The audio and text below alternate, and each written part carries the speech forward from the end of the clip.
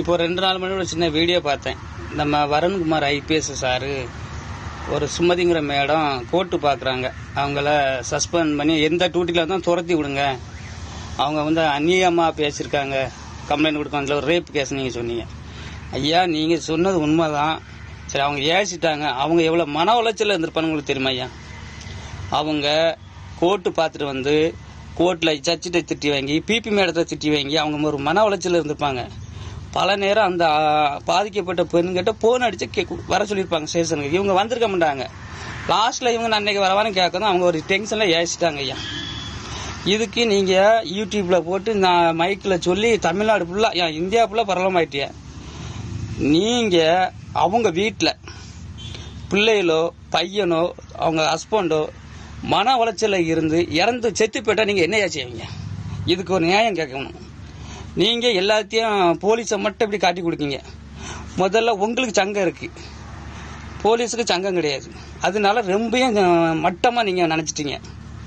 2012 நான் சென்னையில் போலீஸ் குவார்டர்ஸ்ல தண்ணி திறந்து விட்டுட்டு இருந்தேன். அப்போ நீங்க ட்ரைனிங்ல இருக்கும்போது ஒரு பொண்ணு உங்க மேல புகார் கொடுத்துச்சு. புகாருக்கு நீங்க என்ன சொன்னீங்க? நான் ஒரு பெண்ணை தான் லவ் பண்ண உண்மைதான், அது நல்ல பொண்ணு இல்லைன்னு சொன்னீங்க. அப்போ அவ கெட்டவளா? நீ ஐபிஎஸ் பாஸ் ஆகிட்டீங்க. அந்த பொண்ணு ஐபிஎஸ் எக்ஸாம் எழுத வந்துச்சு, அது ஃபெயில் ஆகிட்டு. நீங்கள் உடனே மாறியாச்சு. நீங்கள் கரெக்டாக இருந்தால் இந்த தண்டனை கொடுக்கலாம். நீங்கள் ஏக்கியும் கிடையாது. புரிஞ்சுதா? உங்கள் கிஸ்டி எனக்கு தெரியாது. அதை எடுத்து பார்த்தா நீங்கள் மட்டமான ஆளு தான். நீங்கள் திருச்சி, உங்கள் ஒய்ஃபு ராமநாதர் 2 பேரும் 40 கிலோமீட்டர் வித்தியாசத்தில் நீங்கள் டியூட்டி பார்த்துட்டு இருக்கீங்க. எல்லாம் அரசியல் தான் பார்க்க போடுவேன். பாதிக்கப்பட்ட அந்த சுமதி மேடங்கிற வந்து 25 வருஷம் சர்வீஸ் உள்ள மேடம்.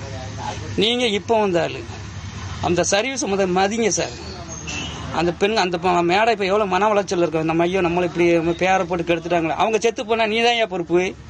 நான் உண்மையிலே சொல்லுதேன், என்னை பிடிச்சி உள்ள போட்டு போடு. அவங்க வீட்டில் ஏதோ ஒன்று இறந்து போயிட்டா மனித ஒரு மாதிரி உங்க மேலே கம்ப்ளைண்ட் கொடுப்பாங்க. சுப்ரீம் கோர்ட் வர போவேன். எந்த போலீஸும் அப்படி நினைக்காதுங்க. எல்லா போலீஸும் கஷ்டப்பட்டு தான் டூட்டி போகுது. சரியா? இன்னைக்கு பங்குனி உத்துறோம். எல்லா போலீஸும் காடா ஒன்றுக்கு கூட இருக்க முடியாது டூட்டி போகுது. அதனால போலீஸை வந்து இந்த மாதிரி பரவலமாக படித்து சஸ்பெண்ட் பண்ணாங்க. உங்க ஆஃபீஸ் கூப்பிடுங்க, வான் பண்ணுங்க, இடத்த மாற்றுங்க, இல்லை ஏஆருக்கு அடிங்க, இல்லை பட்டாணியனுக்கு அடிங்க. சும்மா போட்டு சஸ்பெண்ட் பண்ணி நீங்கள் பரவலமாதுக்கு இதாயா கிடைச்சி மைக்கு, கவர்மெண்ட் மைக்கை பப்ளிக்கில் யூஸ் பண்ணக்கூடாது. அதுலேருந்து இப்படி யூஸ் பண்ணிடலாம். அப்போ உங்களுடைய அதிகாரத்தை தான் நீங்கள் பயன்படுத்துறீங்க. ஐபிஎஸ்னா அண்ணாமலை மாதிரி இருக்க முடியுமா? உங்களுக்கு சங்கம் இருக்கு, நேரு சங்கத்தில் சொல்லி உடச்சிட்டு வந்துருவாரு. போலீஸ் சங்கம் கிடையாது, பாதிக்கப்பட தான் செய்யும். வருண்குமார் ஐபிஎஸ் சார் கரெக்டாக தண்டனை கொடுங்க சார். இப்படி ஒரு பெண்ணை கேவலப்படுத்தாங்க. உங்க வீட்டில் உன் தங்கச்சி உன் பொண்டாட்டியா இருந்தா நீ கேவலப்படுத்துவே? உங்க வீட்டில் உன் பொண்டாட்டியா தங்கச்சியா இருந்தா நீ கேவலப்படுத்துவே? இப்படி இதெல்லாம் கேட்க நீலாம் 12ஆம் கிளாஸ் ஃபெயில் தான். போயா நீ. பிளே ஸ்டோர் மற்றும் ஆப் ஸ்டோரில் இருந்து பாலிமர் செயலியை QR கோடு மூலம் பதிவிறக்கம் செய்யுங்கள். செய்திகளை உடனுக்குடன் பெறுங்கள்.